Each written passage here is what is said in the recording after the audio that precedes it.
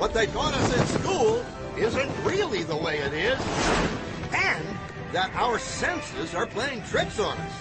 You just gotta wonder, what is this reality that we find ourselves in? Quantum physics says it's all just waves of information. Do I believe that? I hope so. And here we are, the granddaddy of all quantum weirdness, the infamous double-slit experiment. To understand this experiment, we first need to see how particles, or little balls of matter, act. If we randomly shoot a small object, say a marble, at the screen, we see a pattern on the back wall where they went through the slit and hit. Now, if we add a second slit, we would expect to see a second band duplicated to the right. Now, let's look at waves. The waves hit the slit and radiate out, striking the back wall with the most intensity directly in line with the slit. The line of brightness on the back screen shows that intensity. This is similar to the line the marbles make. But when we add the second slit, something different happens.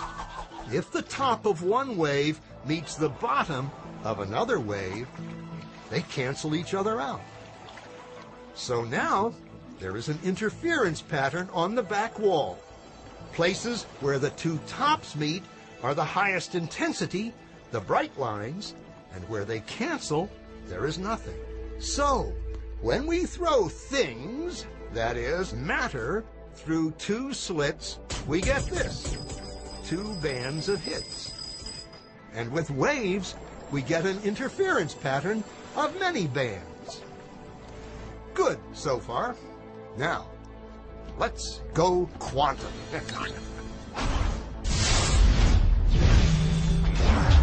An electron is a tiny, tiny bit of matter, like a tiny marble. Let's fire a stream through one slit. It behaves just like the marble, a single band. So, if we shoot these tiny bits through two slits, we should get, like the marbles, two bands. What? An interference pattern. We fired electrons, tiny bits of matter, through. But we get a pattern like waves, not like little marbles. How? How could pieces of matter create an interference pattern like a wave? It doesn't make sense. But physicists are clever. They thought, maybe those little balls are bouncing off each other and creating that pattern. So, they decide to shoot electrons through one at a time. There is no way they could interfere with each other. But after an hour of this, the same interference pattern is seen to emerge. The conclusion is inescapable. The single electron leaves as a particle, becomes a wave of potentials, goes through both slits, and interferes with itself to hit the wall like a particle. But mathematically, it's even stranger. It goes through both slits, and it goes through neither. And it goes through just one, and it goes through just the other. All of these possibilities are in superposition with each other. But physicists were completely baffled by this.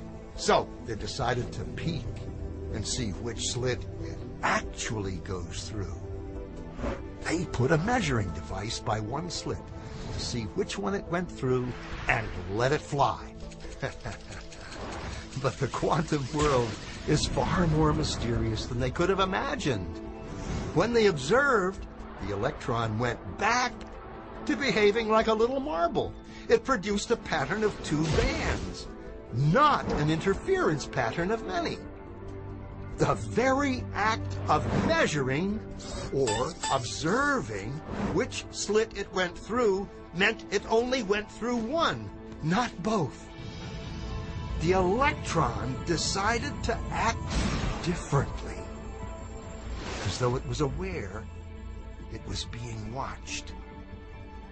And it was here that physicists stepped forever into the strange, never world of quantum events. What is matter? Marbles or waves? And waves of what? And what does an observer have to do with any of this? The observer collapsed the wave function simply by observing. But the great-great-granddaddy of wacky quantum weirdness is entanglement. If time reversal symmetry destroys the notion of time, then entanglement crushes our experience of space. Two objects, two electrons created together, are entangled. Send one to the other side of the universe. Now, do something to one, and the other responds instantly. Instantly. So, either information is traveling infinitely fast, or, in reality, they are still connected. They are entangled. And since everything was entangled at the moment of the Big Bang, that means everything is still touching. Space is just the construct that gives the illusion that there are separate objects. Are we far enough down the rabbit hole yet?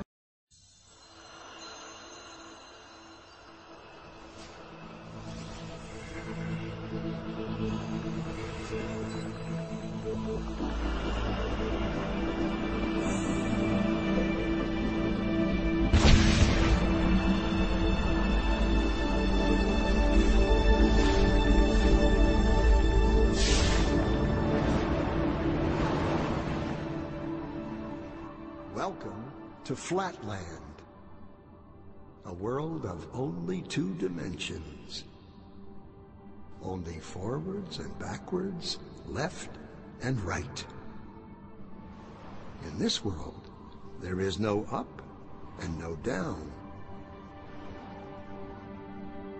I said to Ray, "Where's Dottie?" He said, "Well, she's out in line." What the bleep is that thing? Huh? In this world, the two-dimensional beings that live here have no concept of three-dimensional objects. These two-dimensional flatlanders have no understanding of cubes, spheres, tetrahedrons, or yours truly. From their 2D perspective, my 3D finger looks something like this. What the planet is that?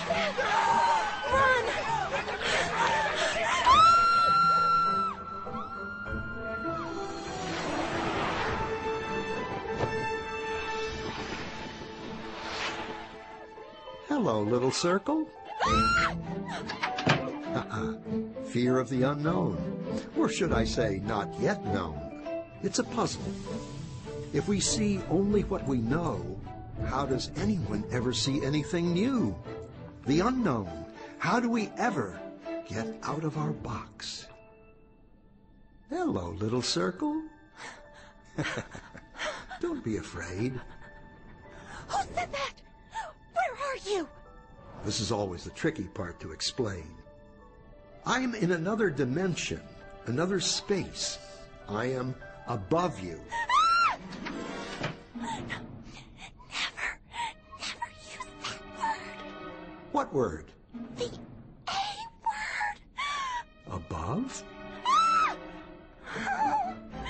It's forbidden. Well, what do you think it means? I don't know, and I don't want to know. You can be severely punished if you use that word. Are you a ghost? I hope not. I just have a different perspective than you do. I can see things in a way you can't yet. Oh, yeah? Like what? Well, okay, you have a safe hidden in your pantry. And inside it, you have 12 coins, a will, and a passport. How did you know that? What are you? Are you a god? Well, no more than you. You see, since I am above you, in the third dimension, I can see inside things in your world. Third dimension? You are a crazy ghost. There's only two. Look. So, if I were to touch the inside of your stomach, how would I do that? Well, you'd have to cut through my skin. Otherwise, it's impossible.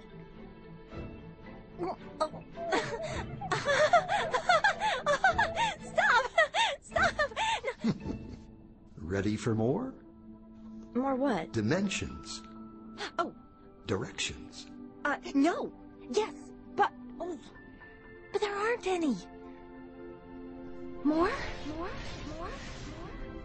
What will happen to me? What will I become? You'd have to become it to know. Okay. Excellent.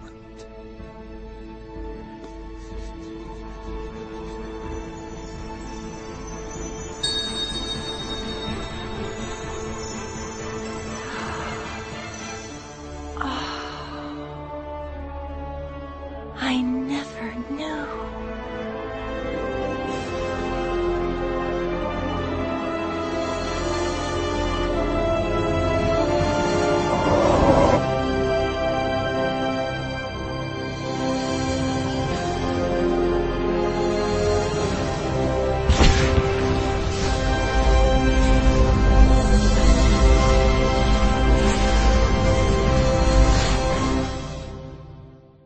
Isn't it funny?